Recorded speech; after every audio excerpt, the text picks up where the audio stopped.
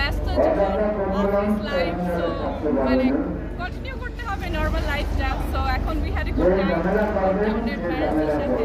এখন ব্যাক করছি নর্মাল জীবনে, ব্যস্ততার জীবন। আসতে ইচ্ছে করে কিনা পরিবার ছেড়ে? আসতে তো ইচ্ছে করে না, আরো বেশি টাইম কাটাতে ইচ্ছে করে তাদের সাথে, বাট কি করার, আর এটাই বাস্তবতা। আসলে ফিরে আসাটা এটা একটা সময় ব্যাপার, কারণ হচ্ছে ছুটি ছিল, ছুটিটা প্রায় শেষ, ব্যবসায় আবার নিজ নিজ দায়িত্বে চলে আসা অন্য জীবনে গিয়ে। বাবা মা ছিল, ভাইরা ছিল, মানে সবার সাথে একটা একসাথে থাকার একটা আনন্দ। আচ্ছা, এই যে তারপরেও ফিরে আসতে হলো কেন, আর যাত্রাপথে কোনো ঝামেলা হয়েছে কিনা? না না না, এবার তো খুবই ভালো লাগছে। দুই পথে যাচ্ছে, লঞ্চ বেশি যাচ্ছে, অতটা চাপ ছিল না, মানে সবাই জায়গা পাইছে, ভালো লাগছে। আচ্ছা, প্রিয়জনদের ছেড়ে আসতে কষ্ট হয়েছে কিনা?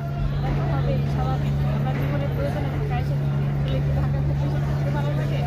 রাজশাহীর সাইডের শহরগুলোতে পরিবেশ অনেক ভালো, একটু দূষণ বেশি, আসতে হয় জীবনের প্রয়োজনে। লঞ্চে বরাবর তো 200-250 টাকা ভাড়া ছিল, কিন্তু এবার দেখলাম যে 400 টাকা। মূলত আমি লঞ্চে যাতায়াত করি না, আমি বেশিরভাগ সময় যাতায়াত করি গাড়িতে। গাড়ি টিকিট পাওয়া হয় না, ছেড়ে আসতে ইচ্ছে করে না, এরপরেও হচ্ছে আমাদের নারীর টানে গ্রামে যেতে হয়। তো আমি খুব এনজয়েবল ছিল, জার্নি করেছি, আবার ব্যাক করেছি। যাওয়ার সময় সেরকম কোনো ভোগান্তির শিকার হইনি।